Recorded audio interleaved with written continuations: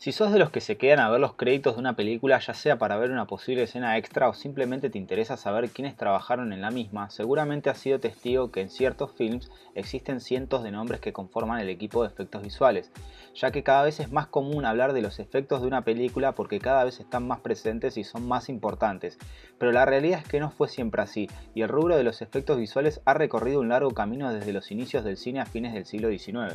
A continuación te presentaré un breve resumen de los momentos claves que cambiaron para siempre los efectos visuales en el cine.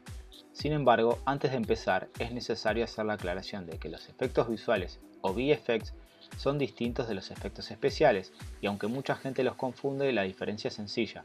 Los efectos visuales se refieren a aquellas técnicas empleadas en postproducción para alterar la imagen que vemos, mientras que los efectos especiales son realizados durante el rodaje y pueden abarcar cosas como la simulación de un disparo, choques o hasta la aplicación de maquillaje para cambiar el aspecto de alguien. Magia y stop motion. Recuerda todo eso que hablamos anteriormente sobre la diferencia entre efectos visuales y efectos especiales. Te pido que lo olvides al menos por los próximos 2 minutos, pero hay una buena razón para ello, ya que a finales del siglo XVIII y principios del siglo XIX, los procesos de edición análogos no facilitaban la adición de elementos en postproducción. Por lo tanto, los cineastas debían implementar un híbrido entre efectos visuales y efectos especiales. Quizás uno de los nombres más famosos en ese ámbito es el del francés Georges Méliès, quien intentó trasladar sus conocimientos como mago e ilusionista a la pantalla grande con resultados muy impresionantes. Una de las técnicas más utilizadas consistía en filmar 2 veces la misma secuencia, pero añadiendo o sustrayendo elementos de la escena. Posteriormente se hacía una combinación de los fotogramas de ambas cintas para lograr un efecto muy convincente aún para nuestra época. En los años siguientes, nuevas técnicas para modificar elementos cuadro a cuadro se volvieron más populares y el llamado stop motion cobró importancia principalmente para permitir la interacción de personajes fantásticos con el mundo real, como el caso de King Kong y Jason y los Argonautas. Y digan lo que digan, esos personajes se veían más realistas que algunos modernos. La época de ILM. Varias décadas después, la creación de una empresa sacudía nuevamente el mundo de los efectos visuales en el cine. Su nombre, Industrial Light and Magic, su fundador, George Lucas. La compañía fue creada para dar vida a los efectos de Star Wars, donde se combinarían técnicas clásicas de stop motion con el uso de gráficos hechos por computadora. La inclusión de la tecnología digital en el cine abrió un mundo de posibilidades para una nueva camada de realizadores quienes se enamoraron de una nueva y poderosa arma para llevar a cabo efectos visuales dentro de sus películas: el CGI, Computer Generated Image. Los logros y avances de la industria Light and Magic otorgaron una enorme influencia directa en la mayoría de los proyectos más revolucionarios del cine de ciencia ficción y fantasía de los años 80 hasta la fecha. Quizás la única competencia real para la compañía de Lucas en ese momento era Disney, quien llevaba a cabo sus propios esfuerzos dentro del mundo del CGI con el lanzamiento de Tron en 1982. Sin embargo, en 1985 llegó uno de los parteaguas más importantes para ILM, una breve escena de la película llamada Young Sherlock Holmes. En dicha escena, la imagen de un caballero en un vitral cobraba vida para pelear contra un personaje humano. Esto representó el primer intento exitoso de interacción entre un actor humano y uno 100% virtual. Fue esa tecnología que unos años más tarde permitió la realización de Jurassic Park de Steven Spielberg, película que podríamos catalogar como el punto clave de transición hacia los efectos 100% digitales. Uno de los pioneros en el desarrollo de esas tecnologías para Lucasfilm fue un joven artista llamado John Lasseter. En 1986, el joven y visionario Steve Jobs había sido despedido de Apple y estaba buscando en dónde invertir.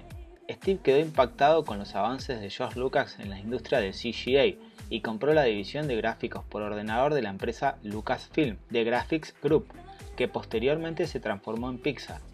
Dentro del grupo humano que Jobs adquirió estaba John Lasseter, ese muchacho que luego de muchos años llegó a ser pieza fundamental en Pixar y creador de las películas favoritas de la infancia de muchos.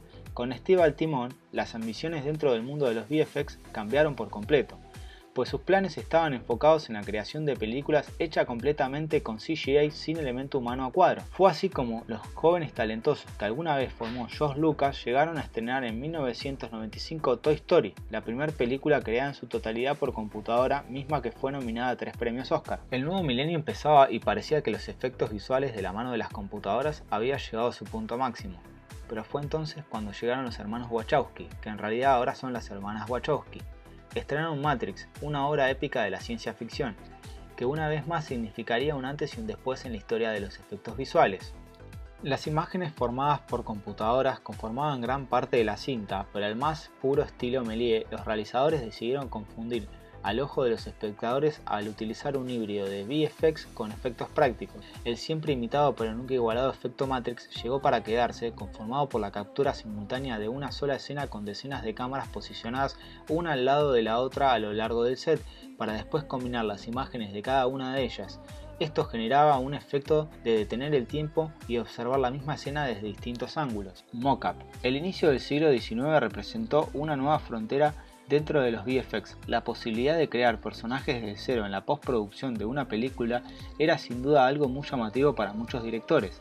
Pero para Peter Jackson eso no fue suficiente. El Señor de los Anillos, Las Dos Torres, trajo consigo una nueva oleada de posibilidades al mundo del cine, puesto que fue la primera película realmente popular que utilizó la entonces experimental técnica llamada motion capture, en la cual una persona utiliza un traje especial para actuar en un set rodeado de un sistema de cámaras de alta tecnología que registraría los movimientos del traje para después sustituirlo por un personaje completamente digital.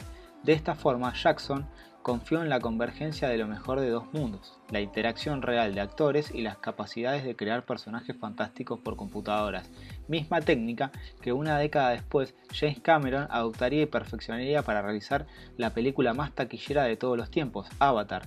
Desde entonces, el mocap ha jugado un papel crucial en muchas de las películas más importantes de los últimos años.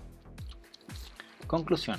Conforme pasen los años, los efectos visuales no han dejado de sorprendernos y la tecnología avanza a pasos cada vez más grandes, permitiendo a los cineastas explorar nuevos terrenos nunca antes imaginados, como los experimentos de Alejandro Iñárritu para probar la inclusión de la realidad virtual en el cine, o la clara tendencia del CGI para rejuvenecer actores digitalmente o incluso revivir algunos que ya no están con nosotros.